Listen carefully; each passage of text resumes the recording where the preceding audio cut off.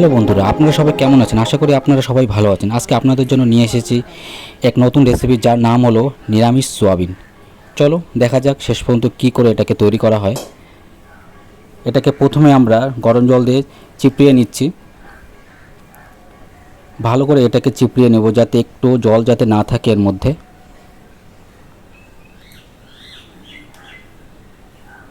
মা এটাকে খুব সুন্দর করে ভালো করে চিপড়ে নিচ্ছে, যাতে জল একটু এর মধ্যে অবশিষ্ট না থাকে। গেজাও বেরোচ্ছে এর মধ্য থেকে, আপনারা দেখতে পাচ্ছেন। এটা নরমও হয়ে এসেছে।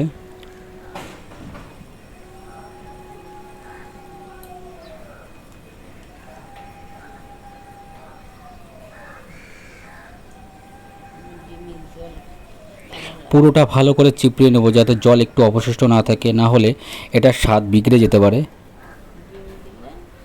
জলের সাথে মশলার একটা কম্বিনেশন এর মধ্যে থাকবে না, স্বাদটাও বিগড়ে যাবে। যার জন্য এটাকে ভালো করে চিপড়ে নিচ্ছে মা।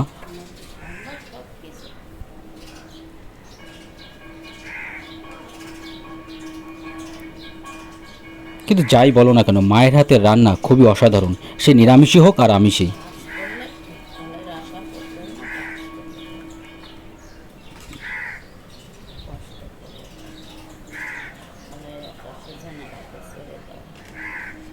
এটাকে প্রায় পুরোটাই নিংড়ে নিলাম, যাতে জল একটু অবশিষ্ট থাকলো না। এবার এর সাথে আমরা নিয়ে নেব পেঁয়াজ, কিছুটা পেঁয়াজ নিয়ে নেব। তার সাথে কিছুটা নিয়ে নেব টমেটো, কাঁটা টমেটো।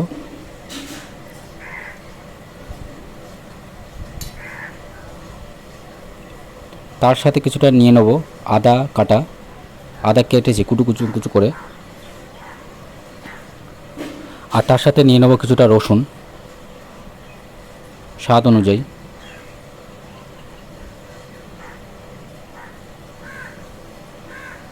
আর তার সাথে কিছুটা নিয়ে নেব কাঁচা লঙ্কা পরিমাণ মতো।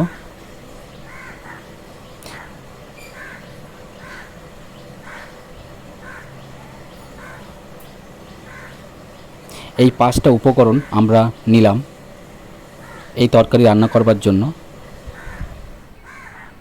এবার আমরা কড়াইতে একটু তেল ঢেলে নেব।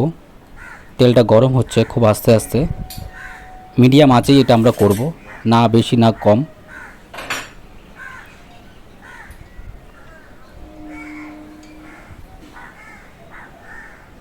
এবার আমরা আস্তে আস্তে কাটা আলুগুলো তেলের উপর ঢেলে দেবো।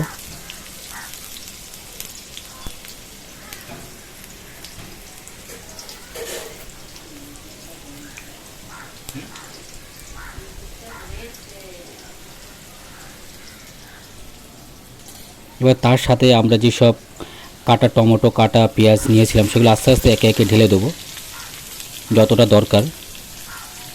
তেলটাও বেশ গরম হয়ে এসেছে।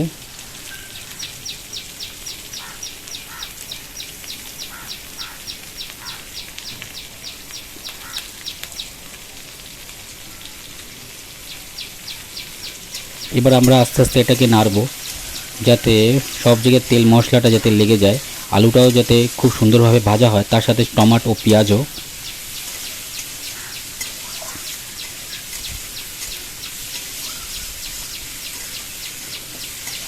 তেলটা বেশ গরম হয়ে এসেছে। কিন্তু যাই বলো না কেন বন্ধুরা, মায়ের হাতে যে কোনো রান্নাই খুব সুন্দর লাগে, খুব অসাধারণ লাগে, খুব টেস্টি লাগে। আপনাদের মত কেমন অবশ্যই কমেন্ট করে জানাবেন, এবং ভিডিওটা কেমন লাগলো অবশ্যই কমেন্টে জানাবেন, এবং কেমন লাগলো এবং বন্ধুদের সাথে অবশ্যই শেয়ার করবেন। আমরা ভালো করে এটাকে নেড়ে নিচ্ছি, যাতে তেল মশলা যাতে চারি জায়গায় লাগে এবং যাতে খুব সুন্দর যাতে ভাজাটা হয়। দেখতে খুব সুন্দরও লাগছে। এবারে পরিমাণ মতো লবণ নিয়ে নেব, যাতে স্বাদের একটা ব্যালেন্স যাতে আসে এই খাবারে।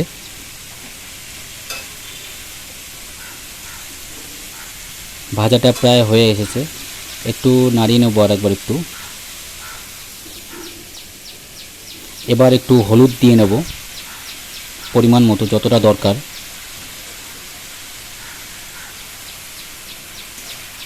এবার তারপর একটু নেড়ে নেব, যাতে হলুদটা সব জায়গায় যাতে লেগে যায় এবং ভাজাটাও যাতে খুব সুন্দরভাবে হয়।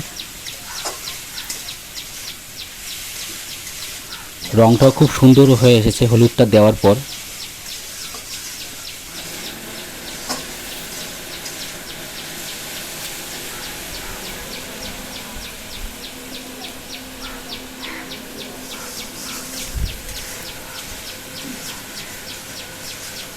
রঙটাও খুব সুন্দর হয়ে এসেছে এবং প্রায় পুরোটাই প্রায় ভাজা হয়ে গেছে।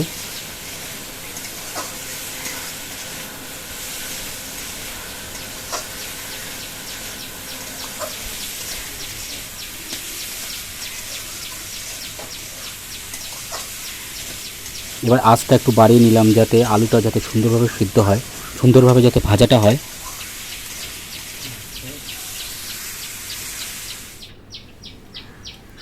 এবার একে একে ধনের গুঁড়ো দিয়ে দিলাম যাতে স্বাদ অনুযায়ী, এবং এখন তরকারিটা খুব সুন্দরভাবে টকবকভাবে ফুটছে এবং তার সাথে খুব সুন্দর গন্ধও বেরোচ্ছে। রঙটাও খুব দারুণ হয়ে এসেছে।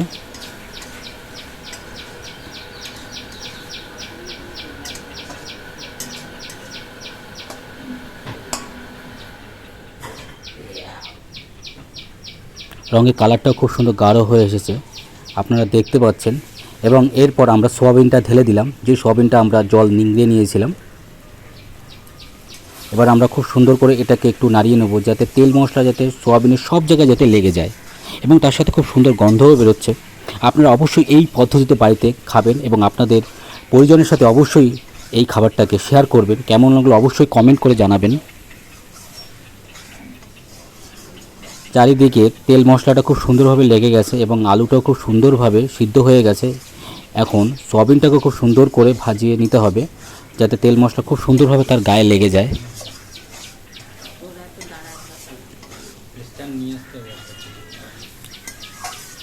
রঙটাও সয়াবিনের রঙটাও খুব সুন্দর হয়ে এসেছে এবং সাদা একটা ধপধপে একটা সুন্দর একটা ভাজা গন্ধ এখান থেকে বার হচ্ছে মশলাটা দেওয়ার পর।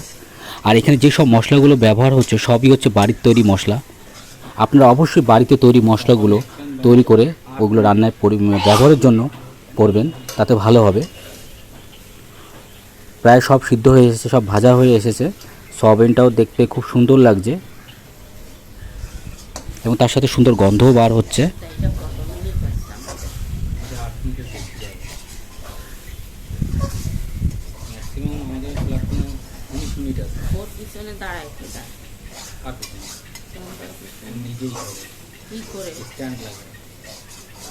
এবার আমরা খুব সুন্দর করে এটাকে ভালোভাবে নেড়ে নেব যাতে এটা সব জায়গায় তেল মশলা লেগে যায় এবং সিদ্ধটাও যাতে খুব সুন্দরভাবে যাতে হয়।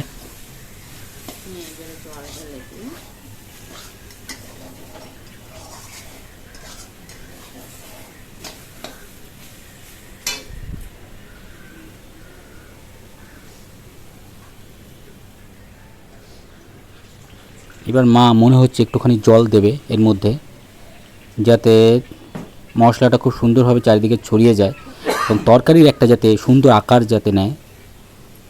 মা এটাতে জল ঢেলে দিল পরিমাণ মতো যতটা দরকার। রান্নাটা প্রায় হয়ে এসেছে 80% থেকে 90%, এবং এটাকে ভালো করে খুব সুন্দরভাবে নেড়ে নেব যাতে সিদ্ধটা এবং মশলাটা চারি জায়গা চারি সাইডে যাতে খুব সুন্দরভাবে হয় তৈরি হয়।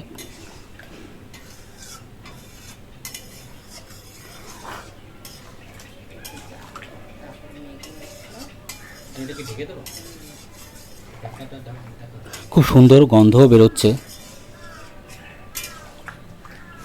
এরকম পেঁয়াজযুক্ত নিরামিষ তরকারি অবশ্যই আপনার বাড়িতে তৈরি করে খাবেন এবং কেমন লাগলো অবশ্যই কমেন্ট করে জানাবেন।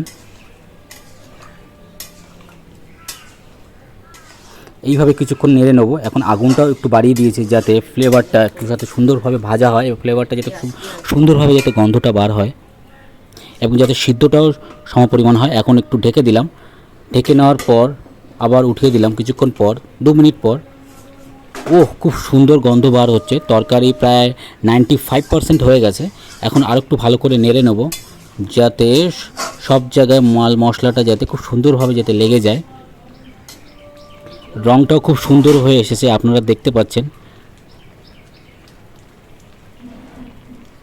এখন একটু সানরাইজের গুঁড়ো মশলা অর্থাৎ লাল গুঁড়ো মশলা একটু দিয়ে নিলাম যাতে কালারটা যাতে একটু আসে, তার সাথে একটু ধনে মশলাও এবং তার সাথে একটু জিরা মশলাও এবং মিক্সড মশলাও দিয়ে নিলাম, যাতে ফ্লেভারটা যাতে খুব সুন্দরভাবে আসে।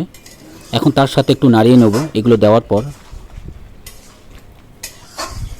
আপনারা অবশ্যই বাড়িতে এইভাবে তৈরি করে খাবেন এবং কেমন লাগলো অবশ্যই কমেন্ট করে জানাবেন এবং বন্ধুদের সাথে এই চ্যানেলটা অবশ্যই শেয়ার করবেন এবং আরও এরকম অনেক তথ্য পেতে অবশ্যই চ্যানেলটাকে সাবস্ক্রাইব করবেন। ততক্ষণে নমস্কার।